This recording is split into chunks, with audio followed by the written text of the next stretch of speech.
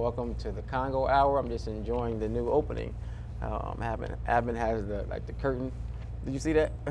What's that? I guess you weren't watching a monitor, but it was like a curtain that closed and opened up. And once the curtain opened up, we were live on air. So I want to thank Abin for spicing things up. I just want to thank everyone for watching and tuning into the Congo Hour. I'm joined here by my co-host, my father, Sammy. So we're going to have a whole hour dedicated to Sammy's Corner and education. So it should be a very interesting and informative hour. We want to wish all the mothers out there happy Mother's Day. You see, we are rolling some names, and we'll be doing that periodically throughout the show. For those of you who touched base with Wayna earlier, and she has everyone's name who reached out to her and wanted to wish someone in their family a happy Mother's Day. Wayna does have the evening off. She's home doing some homework.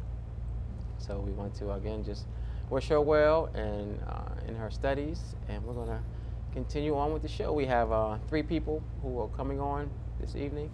I'm just going to have one, like I said, one extended Sammy's Corner. One extended. All right. We have. But I think we should, Trippy, dedicate this Congo Hour to Maddie. Oh, definitely. Yeah, we definitely should. We just left. Well, I guess you wanna. No, yeah, you can do it better than me. You can give her background better than me. You go right ahead. All right, well. Great. All right. Well, we like my dad just said, we want to dedicate this show, this hour to Aunt Maddie Flournery.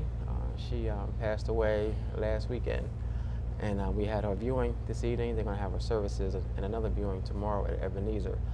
But she is, I guess, one of the founding members of the Congo Funeral Home. And without her, we definitely would not be anywhere near where we are today. She just did so much for us in the funeral home and in the shuttle service, following, I guess, some years after she started at the funeral home, and even outside of work. I mean, she just meant so much to our family and to so many people in Wilmington, to my kids, and it's just hard to even talk about because she was just such a force in our family and in the business. She cooked. I don't know if I can think of anyone outside of McDonald's who fed me more than Aunt Maddie. And then and just to see my kids grow up, and she was feeding them too. And they're coming home looking forward to going around the corner and getting some of Aunt Maddie's sweets. She just loved to cook and loved to just be there for people. So we had our service where we had our viewing earlier today. That's where we're coming from now. So we just want to keep her children and her husband and all her family, grandchildren, in our prayers. And she, Mom gave a little bit of the background earlier, Dad, at the viewing. How she was just there and she just did everything at the funeral home. Washed the cars. She was worked the funerals. She would cut the grass if we needed to cut the grass. She would pull weeds. She just did whatever it took to make sure that we were successful, and we could never thank her enough. And once we moved over to Market Street, once we got that location, she was like our 24-hour security guard. She would not let anybody hang on that corner on 24th and Market. We used to have a wall right there on Market Street, and the guys would always try to hang out and sit on the wall, especially during the summertime. And she had a dog. She had a German Shepherd named Udo, and Udo was crazy. And she would get that German Shepherd and run those guys off the wall just to make sure that our business appearance was up to par. And there's just so many stories. I'm sure you have some, probably how she started with the shuttle service and got us so many contracts with DuPont. And the thing is, Mom mentioned it earlier, but she did all this for free, like for the first 2 years, because I'll let you explain. You can do it better than me. No, you're doing a great job. All right, I know you probably gonna get emotional. Yeah, I know you are. I know you are. But yeah, she not only Aunt Maddie, but the entire staff at the funeral home when my parents first started in business. They worked for 2 years for free because we didn't have enough money to pay anyone, and they were dedicated. And Mom gave an instance when one time the garage door wouldn't go down on the funeral home, and the ladies there, including Aunt Maddie, stayed the night at the funeral home to make sure nothing happened. And they said that they knew better than to leave, because you would have gone crazy if they left that garage door open. But that's just one example of the kind of dedication that Aunt Maddie had, and the love, really, that she had for our family and for the funeral home. She was no nonsense, but when she loved you, and I'm definitely going to miss her. So we just want to dedicate this hour to her, and again, we're going to keep her children in prayer. Very good. You did a great job. Okay, I didn't want to see you start crying. So. I'm glad you did. All right, all right. So again, we have 3 people who are around education. We have a principal, Butch Ingram. He's been here for the last 3 weeks now. I think this is his 3rd week coming on. He's going to talk about the upcoming referendum. We have a lady named Cherish McMillan, and she's going to come on and talk about some things around education. And we have the president of City Council, Theo Gregory. He's going to come on and give give us some updates around education in the state and specifically in the city of Wilmington. He's also going to promote something too. Okay. So we'll just bring him on first and let him talk about what he's going to promote. All right, sounds good. More education for us. Okay. Around education. All right. Well, welcome to the show, ladies and gentlemen. Thank you. Appreciate you coming. So what's going on, Mr. President? You said ladies and gentlemen. Yeah. So one of y'all. Yeah. Who's? So you like slide that kind of stuff into it. You like I watch you, huh? I have good ear. I was wondering who was going to pick up on that. There's a lot going on in education, and we can debate it forever as to what side you're on or what positions you're taking, and it's very complex and complicated, and it impacts the urban community, it impacts black kids. And one of the things I've found over the years is that we as a community, we don't necessarily stay up on the issues. Right, that's true. So I think it's incumbent upon me as a leader in the community and as City Council President to try to make sure we put forth what the issues are. So as a result of that, we're going to do a workshop on May 16th at the DoubleTree Hotel from 8:30 to 12:30 in downtown Wilmington. There's really no pre-registration, but if you want to call and say you're coming, you can call 576-2140. We're going to have a keynote speaker, Dr. Tyrone C. Howard from UCLA. He started a Black Male Institute out there, and he specializes in the challenges in educating and developing urban black boys. So he'll be giving a keynote speak. You can actually go online if you want to Google him, or I guess if you use those methods of getting to him, but it's Dr. Tyrone C. Howard, and you can see a great presentation. We're also going to have a panel discussion, and that panel discussion will consist of a moderator, Ray Jones Avery from the Christian Cultural Arts Center Executive Director. A panelist would be Dr. Valencia Cade. She's with the National Coalition of 100 Black Women Delaware Chapter. Tyrone Howard, Dr. Tyrone Howard will sit on the panel. We'll have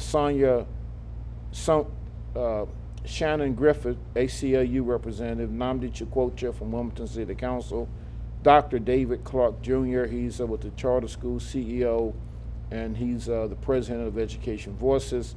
Dr. Jacqueline Jenkins from the Mayor's Administration will be there. This is being done by City Council and Education Voices, Inc.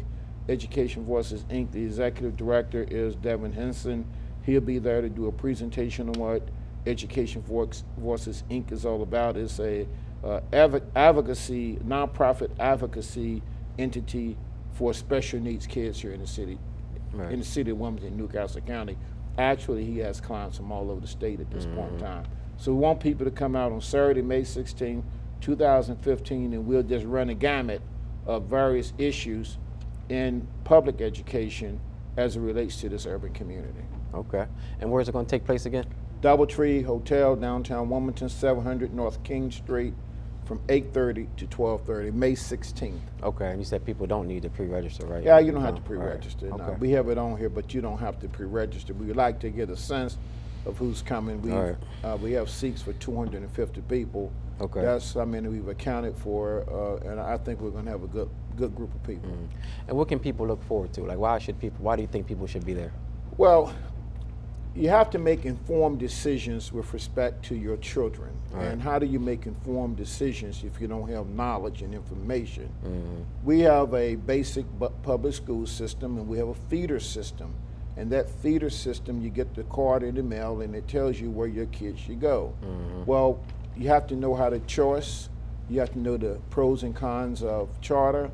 There are a lot of other things along those lines that you need to know. You need to know what are the special needs law? What are your rights and privileges with respect to the special needs law if you have a child with special needs? You need to know the voting process for referendums, which is what we're going to talk to, how the person is nominated from a zone, everybody in that zone votes, and what impact does voting for a referendum have in education, and why it is important to vote and to support a referendum that has merit. So those are a few things, but you have to be informed. Anytime you have knowledge and information, you can then make informed decisions. That's true. Also, again, we want to welcome Harold Ingram, president over at Bancroft. He goes by Butch now on the show. I think he goes by Little Butch on the show. Is that what you guys been calling him for the last couple of weeks? Little Butch? Yeah, he didn't even get Butch for a while. No, just little, little Butch. Well, he's here, and he's going to talk about the upcoming. Again, he's going to talk about the upcoming referendum. So you want to touch on that briefly, Butch, and we can really just go back and forth. Thank you for giving me Butch. All right, you're welcome. Little Butch, it is what it is. Right? It is. To you guys, I'm going to always. But to everybody out there, I'm Butch Ingram, principal at Bancroft. No, but I appreciate you giving me the opportunity to come out again. I've been here, as you mentioned earlier, about 3 weeks, just trying to inform the public about the Christina School District and their upcoming referendum on May the 27th. Presently, right now, the Christina School District is, after the end of this year, they would be operating at a $9.8 million deficit. And what we have to do every 3 to 5 years, as most public school districts, they have to go out and ask for a referendum. And what that referendum is basically asking people to support that with an increase in their taxes. Right. It's unfortunate that that's how we have to get funds for our students and our education, but we do have to ask for that, for them to be supported. So May 27th, there is an opportunity for people to come out and do that. We want to inform them as much as possible by getting the information, by coming on shows such as this, by showing up at civic association meetings. We even had a public comment at City Council the other Thursday of this past week, just to kind of just get the information out there. Right. Obviously, we would like people to vote yes, but more importantly, we want them just to have that information to make an informed decision, and understanding that our students' success is tied into their resources, and getting those resources, especially students, since I work in the city of Wilmington at Bancroft, the city of Wilmington students do need resources, and we already are at a deficit, and our students already are at a deficit, and then to not get the additional resources necessary, we could find ourselves at an even greater tragedy, I guess, for our students. So we want to make sure that we get that information out there for you. Okay. So the district's basically, I know you said short, so I'm sorry, but no, they basically asked for 37 cents. So based on the assessed value of homes in the Christina School District, that's about $14 per month. Okay. And it's the assessed value, so the misunderstanding is assessed value versus market value, so people get that confused, that it's not the market value, it's the assessed value of the home. Okay. If I may, I want to encourage folk from the city in particular to come out and support the referendum. And since 28 is countywide, let's hopeful that the entire county will support the referendum with respect to the footprint for the Christina School District. But after you vote and vote favorably, I want you to hold Christina accountable. You have to go to the meetings. You have to learn the issues. All right. And what we do when we elect, we have elections and referendums. People go back and they do an analysis and they see where the people voted. We want a big turnout from the city, because a big turnout from the city means big accountability. Because then you can go to the school board meeting and say, we voted, we voted. It was our vote that got you over the hump to win, and therefore, you have to listen to us. Please listen to us and understand what we need in education for our urban kids. So I want to encourage people to vote for the referendum. Okay. Cherish, welcome to the show. Thank you. All right, how was everything? I'm well. How are you? I'm okay. Thank you. I'm a literacy coach in the public school system in Delaware. And so I just came to give my opinion and words of wisdom to teachers, parents, and administrators in the state of Delaware as it pertains to the referendum and just staying informed with regards to issues in education. So you're a literary coach? Literacy, yes. Literacy coach. So I support the teachers and the students. Okay. So what do you do? Well, if a instructor is having difficulty getting a certain concept across to their students or a certain skill, I'm the one that comes in and trains them and gives them strategies to teach their students better so that they can grasp the concepts. Okay. I'm also the one that assists the students who are having difficulty but aren't necessarily classified as special needs and kind of coach them and give them the extra push that they need to get to a level of acceptability in terms of their performance in class. So do you serve several districts or just one district? Just one district, yes. I serve the Newcastle County Votex School District. Okay, all right. So how's it going? What have you found? What kind of responses do you get from teachers and from children? The teachers are cooperative for the most part. I know that, you know, because as a teacher, you have a specific lesson plan that you are focused on getting across because you have parameters that you have to stay in. You have specific things that you need to make sure that the students understand and grasp because they have to take the Smarter Balanced assessment. And so you need them to get, you know, a specific acceptable score because that's part of what you are graded on as a teacher. So I understand that because prior to being a literacy coach, I was an English teacher. So I understand how they feel and where they're coming from. The students are receptive for the most part. I have some friends who decide that they want to be a little resistant at times. So sometimes I have to pull them aside and explain to them the importance of focusing and actually grasping the concept and why they do need to work harder. Just understanding the importance of English in their life, not just now, but in the future. So what do you think about, a few minutes ago you just mentioned about the Smart Balance test. Yeah. What do you think about that? I believe that right now a lot of teachers feel that they are in a situation where they're kind of like the blind leading the blind since it's such a new concept.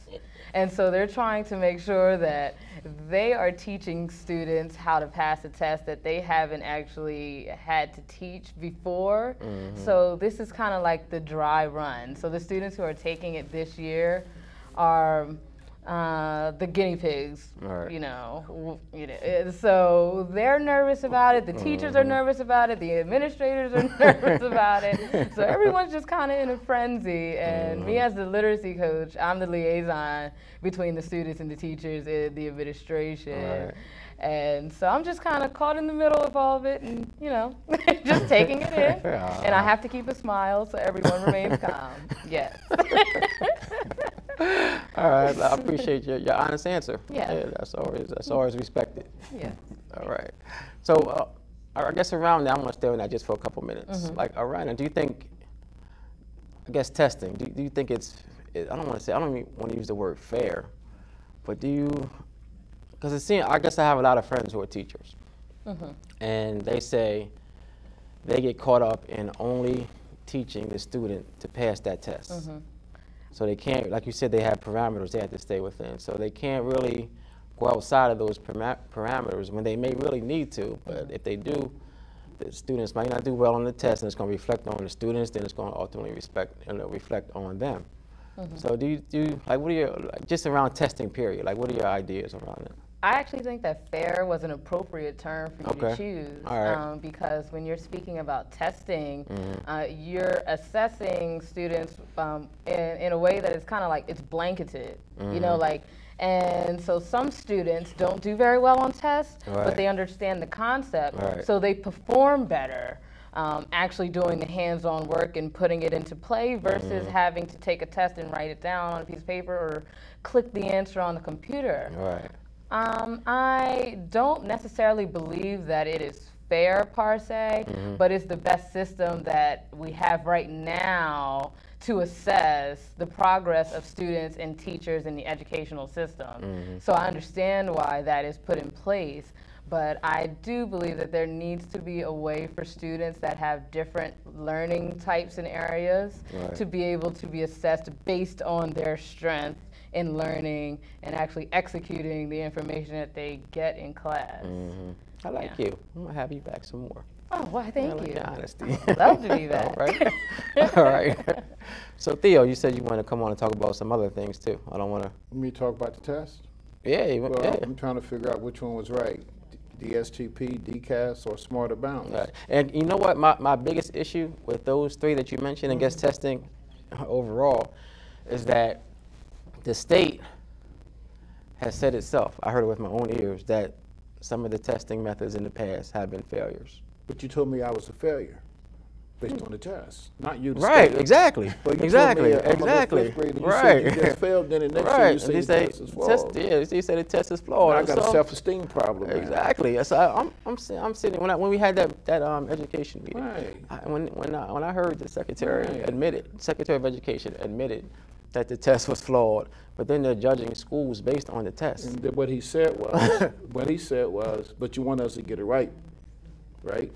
In other words, keep juicing guinea pigs. Yeah, exactly. Keep doing what you're doing until you get it right. Let me tell you what I think. I worked at Legal Aid when I first got out of law school. And in the law, you can't say a one-loss record is what make you a good law firm or a good nonprofit. Because you settle and you work with what you have, and I guess that's the same thing in education. Right. You work with the kids that you have, no matter how challenging or how much they really want to learn. But what we would do in legal aid, they would have peer reviews.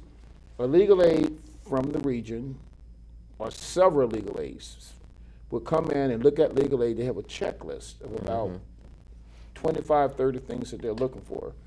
And what they would have to conclude is if all those things are in place and doing a file audit, et cetera, they would say, is this an environment where we believe that the clients are getting an appropriate legal representation? Then you would get a mark based on that. So I think we need to look at climate, look at the environment, do your checklist of everything's in place, then that means that these kids are being taught. Now, you have these other assessment tests that you do to see what their skill level is, but I think there's too much emphasis put on the ultimate high-stakes testing. I really believe that, to tell me whether I'm doing a good job or not, because as Sharice just indicated, everybody learns different, and I think that the epiphany, that light bulb comes on for folk differently, and we all know people hands-on. Some people like to be lectured to. Some people like to read it for themselves. So does the test account for all that? And I tell you what, if I were taking the test now, I'd just be terrified of the computer.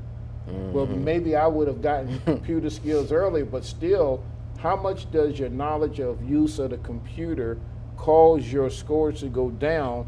You never get to the point where you're really telling them how smart you are, how much you know, because your deficiency is in the computer. That's a great point. Oh, it's a whole lot to it. It's a whole lot. I saw you over there shaking your head, Cherish. Yeah, that's very true. Because they have Sharice. Something on Cherish. Cherish. Oh, okay. I think I had it right. Theo messed it up. I had it. Yeah, no, it's okay. It's no big deal. But they have something on the Smarter Balance assessment called a performance task that they have to complete, which is pretty much a long essay. They get a topic, and they have to go based off information that they already know and write a long essay. And so a concern of mine as I am proctoring tests is, what happens to the students who didn't take typing classes, that are used to text messaging but type like this on the computer, right. And you only have a certain amount of time to do it. Now, some students get extra time, but what happens when the time runs out? It's, they're already under a lot of pressure. Wow. I remember when we had to take state tests previously, and we had to write it, but it wasn't as much space. They are expecting them to kind of write full, well-developed essays on the computer, and some students don't have the grammar skills either. They're dependent on Word with the grammar check, and that's a concern of mine also. They don't have the basic concepts of the English language. So I believe it's technology, and the basic concepts that they need to grasp together in order to succeed on this exam. And when you add to what Cherish like just said, I want to go all the way back to first grade. I'm told that they don't even teach phonics anymore. It's memory. If you memorize all these words and you take ownership of them, then that builds your vocabulary. I remember when I was in school, we had phonetics. We had to figure out how to sound the word out, and then also it got even more sophisticated. I forget the words, the root, all these other things. Latin. But anyway, Latin, you had to, then you were supposed to look at a word and figure out what it meant. So today, my kids come through and they have this list of words. Well, what are you doing? I have to memorize all these words. Why? I got to know how to spell them. Well, let's do some phonetics. Well, what's that, Dad? Wow. It's called sounding the word out. It's called phonetics. I remember we used to do these sentences, these diagrams, the sentence go across, and the participle and the adverbs and the verbs. And they don't know anything about that. Fundamentals.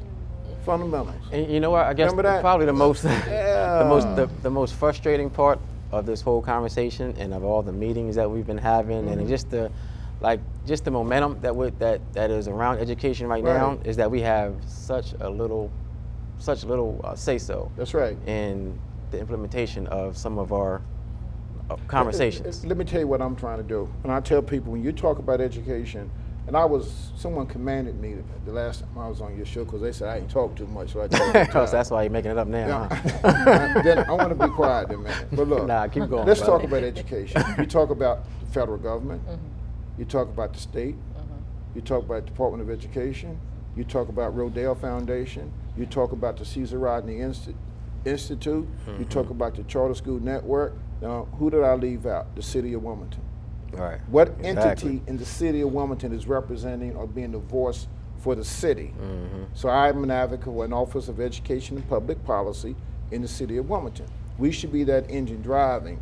If the city charter was being put together now in 2015 versus 1964 when we had a school district, so that was the voice for the city. In 2015, we don't have that school district.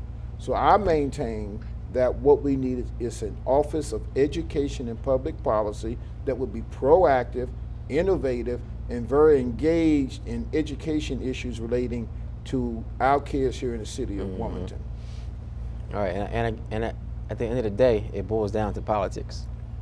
It's politics. Right, and that's the sad part. No, but a lot of it's money too, because those tests, when they scrap one test and bring another one in, it's millions of dollars. They have to write the test and they bring it in. They have to train people.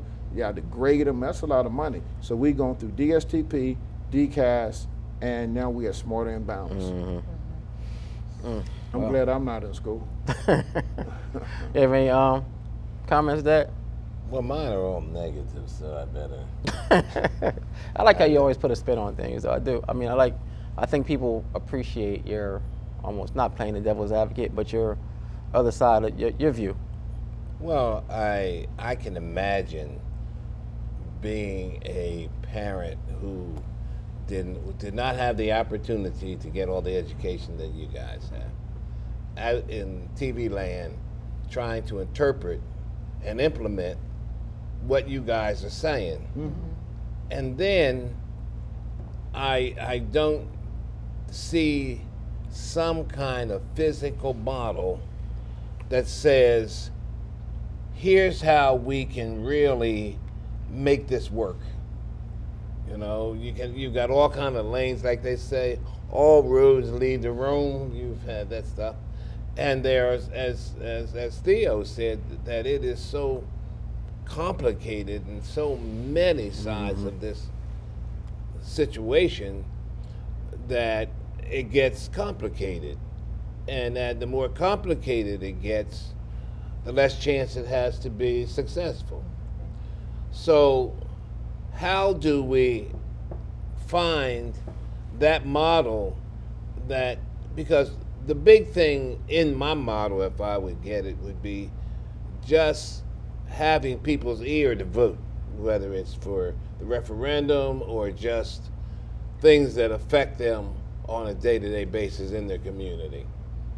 This is a result of that kind of situation. Let me give you an example. I was a great advocate for Reverend Moyer. Okay, he was I just thought he was the greatest guy. And when Theo took on the Moyer Academy, I wanted that to be successful. So without Theo even knowing, I went in to just check things out. I guess the thing that impressed me the most was people were happy. Mm-hmm. And parents were happy, mm-hmm. which is a road to Rome. Mm-hmm. And so, you know, it has taken us hundreds of years to try to beat slavery, and it's still on our tail. And within a couple of years, they wanted Theo to beat slavery.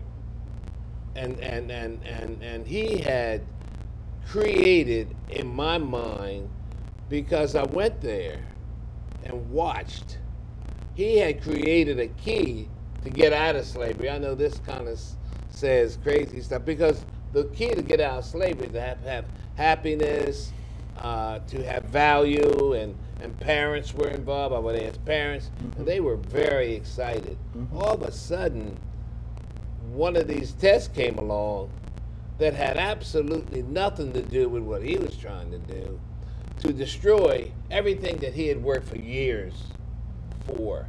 And there was nothing that supported him because people weren't voting and people weren't coming out. That's what we have to do. The reason that I have Butch on every week is to stimulate the thinking mm-hmm. of the people to understand how important they are. And when issues like this come up on Channel 28, because this is our ear, we have to understand that people like you guys bring so much, mm-hmm. and there's no other place you're going to get it. You know, if you weren't here on Sunday, how would they know? It's not mm-hmm. going to be in the news journal. Mm-hmm. You know, there's no brochures coming out of airplanes. There's nothing except they find out after it's all over, this is the bucket that you got to carry. And I guess that's where I am very frustrated and have very little to say, because I don't believe that when you said fair, I don't believe that we are, the students that are affected by all this multiplicities of sophistication mm-hmm. are treated fair in terms of helping them. But you have to motivate kids to move forward. I found, I coached football for kids for years in the city, but I found going into the school, there are just three basic words. Do I trust you? Do I think you care about me? And do you listen to me? And anecdotally, the part listen to is really interesting, because I would listen to kids, and I could listen to them for half a day. I'm doing my work and listening to them. And at the end, I'll say, now let me tell you what I'm going to do. This is the consequence. And they say, but, we just talked. I said, I listened to you. That didn't mean I was going to agree with you. But I listened to you. Mm-hmm. And in fact, you can start doing flips in front of me until you get tired. But when you sit down, guess what? All right. And they look and say, really? I mean, you going to let me talk to you that long and you still going to do that? Yeah. That's the way it is. So we have a relationship at Moyer. Right. I really had a relationship with them. But it's a journey. I think I'm a better person today than I was before Moyer. So I'm fine. I'm fine. I'm a better person today than I was before Moyer. And it's interesting that you would say that, because it is about relationships. Mm-hmm. Unfortunately, as we've all mentioned, sitting up here having this discussion, at the end of the day, it comes down to a test. Mm-hmm. Everybody's value, everybody's performance, all of that is based on one test. So when you talk about fair, when you ask the question of fair, it could be fair if it were something that were consistent. But if you keep changing the target over and over and over again, it becomes increasingly more difficult for the staff to educate the students, because they're already having to prepare one way, and then next year they're saying, well, you need to do this. Mm-hmm. And then the following year they're saying, well, you need to try this. Or it's just too many moving parts, it's just too many things going on. I think a lot of it has to do with just those who are in charge of the education. If you have new regimes or new people who come in, then they have their ideals, and I can respect that. Everybody does have that. But should we respect their ideas if it's not working for our kids? No. Like when do we get fed up and say, okay, enough's enough? I'm not saying I agree. Right. I'm saying that no, I'm not even saying I'm not even trying to point you out. Right. I'm just talking about as a community. Like when do we say, okay, that's it? Right. You can't keep playing with our kids like this. Well, You know what I mean? Like- you're either going to do it through a mass movement, and I don't see that happening, or you're going to create an entity, a nonprofit or an entity in government that understands public policy and understands how to research and how to be proactive. And I call that the Office of Education and Public Policy in the city of Wilmington. But what makes the state have to listen to us, though? Oh, I believe that if you get the right board in place and the right executive director in place, and you get the right resources, meaning some money, it's just like anything else. People have to know how to influence and position. I believe that they would listen to that entity, and that entity would educate folk. So you may not get that mass movement, but you get a little mass movement going, because that entity can not only educate the masses, that entity can also elect us as elected officials, because a lot of us don't know. Right. We don't know how it all connects together, but that entity with the right executive director and the right research fellows and right people in it can be the voice for the city of Wilmington. Yes. All right. So we have But about. you know, hold up. Go ahead. I do believe, though, that a part of the state, they think that they're doing the right thing. I really believe that. I think Rodell, I think Cesar Rodney, everybody think they're doing the right thing. But, so? oh yeah, I think so. There's a little bit of money in it. Right. There's money in it. But for the most part, they really think that they have the right idea. They're like GE. They really do. But I'm saying, but wait a minute. I don't even get to the table to express my view because there's no entity from the city that Right. we can turn to. So that's all I'm saying. Just give me an entity, level the playing field. I don't think they care. Honestly, I don't. You don't think they care? I don't think they're as good. Because if they did, I don't think that the schools would have to ask for additional resources, and the schools would be beat up and run down. Oh, and, no. That's been like that from the beginning of time. Let me tell you, I went to But that War. doesn't make it right, though. You're right, it doesn't Right, make it right. right. But you see, education, fundamentally education in this country, and I won't go back to the DuPonts putting schools in place for blacks and whites, but if it's based on the local tax base, that in and of itself says you take care of yours and I take care of mine. So if I'm in a poor neighborhood, then I'm going to have poor schools. Exactly. And that's the way it was, the They can Delaware fix that. School District, Dunleaf and all that. So, but that's the foundation for education. Does that mean they don't care? But that's the way it started off, but now we need to go to needs-based funding. We need to make sure that those who are the most needy among us, the most challenging among us, have the special needs. We got to make sure we get more resources than the regular ed kid. Right. But I don't- the I don't- fundamentally is based on it was always based on local taxes, which meant I'm in Rosegate, I'm poor. You go up Brandywine 100, they rich. I think that's even a setup. So like, Yeah. why would they even do that if they know That's- exactly? But That's a democracy. That's the way this country's public Right. education system grows. yeah, let's I go don't, ahead. I don't believe that that's a democracy. What? I believe that what Trippy said is a setup It is. It is a setup. to make sure that I don't pay. I want my money to take care of my children, and knowing that your money is not going to take care of your children, there should be some kind of leadership, a knowledgeable leadership that says that this balance isn't right, and we're going to come out with what we have today. think I that's accept what that. I accept that we can use the word setup. But you do realize the war on poverty with Lyndon Baines Johnson was the first time that the federal government really got into education with Titles 1 through 7. It's been tweaked a couple of times along the way. But before that, the federal government didn't get involved. Now I think they're too involved, trying to dictate what should or should not happen. So I'm going to accept that. If you look at it at, I educate my kids based on, or I'm educated based on the tax base of my community compared to a wealthy community. Yes, it's designed for someone to achieve more than me. But I'm going to tell you when the federal government really got involved with money, special needs. because see, special needs is not a wealth and poor issue. Any kid can have special needs. So when they wrote the special needs law, that's for middle America. And there's a lot of money in special needs, and there's a lot of money for attorneys to make in special needs when they advocate for kids. That's kind of interesting, but that's another whole conversation. See, as I see it, Okay. the reason that we don't have the money in the poor districts is because the rich people are telling their representatives, I don't want to put my money in that district. Just think if all the rich people said, you know, we used to think this way, but this is the way I want you to vote.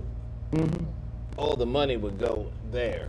So it is political, it is socioeconomics, it is so many multiplicity of things, but the result is that people pay anyway.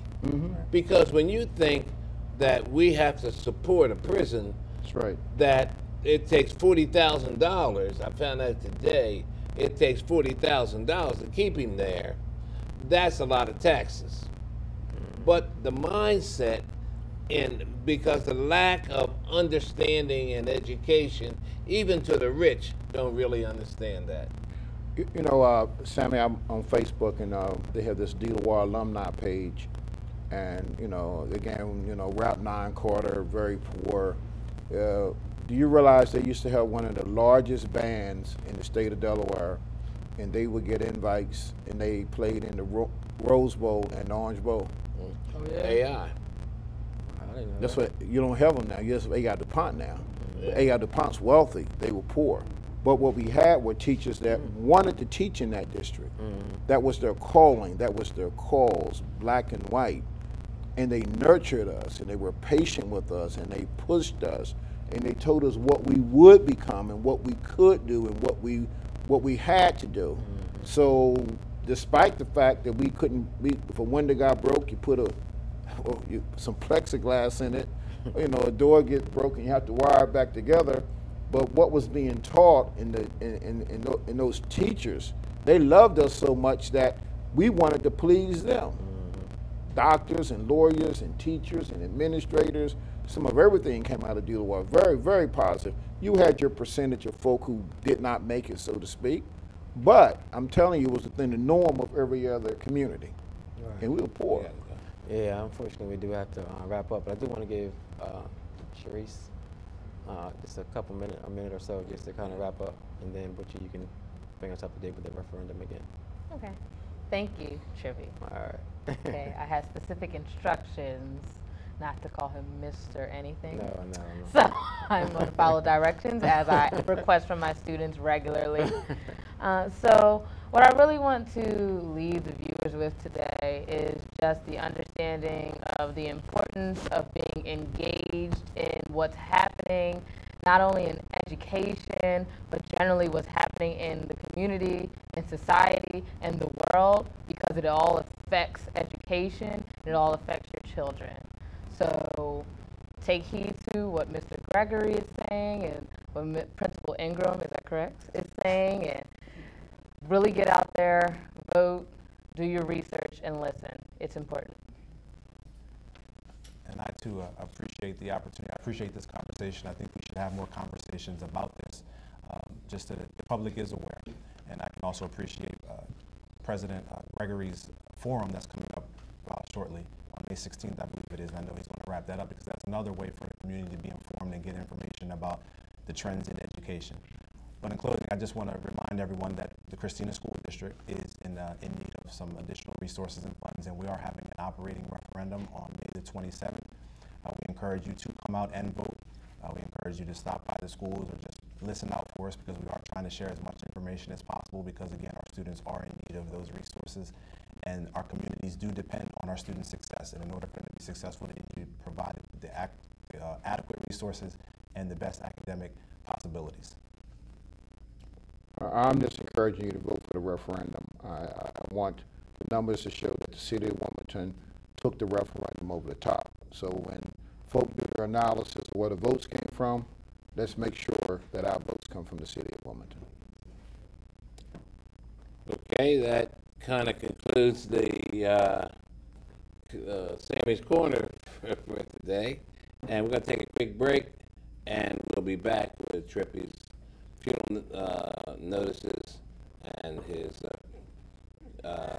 community interest.